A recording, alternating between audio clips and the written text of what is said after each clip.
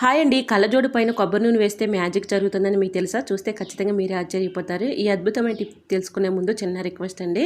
First time మన channel ఎవరైనా చూస్తుంటే ప్లీజ్ అండి ప్రీవియస్ వీడియో చూసి మీకు నచ్చితే ఛానల్ని సబ్స్క్రైబ్ చేసుకోండి. వీడియో నచ్చితే ప్లీజ్ అండి చిన్న లైక్ చేసి మీ ఫ్రెండ్స్ అండ్ రిలేటివ్స్ షేర్ చేయండి.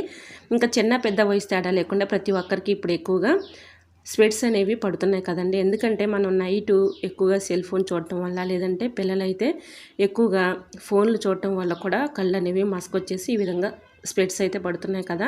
స్పెట్స్ పైన ఉన్నటువంటి డస్ట్ కానీ, మరకలు కానీ, స్క్రాచెస్ కానీ పోవాలంటే ఈ చిన్న ట్రిక్ని ట్రై చేయండి. చాలా చక్కగా వర్క్ అవుతుంది.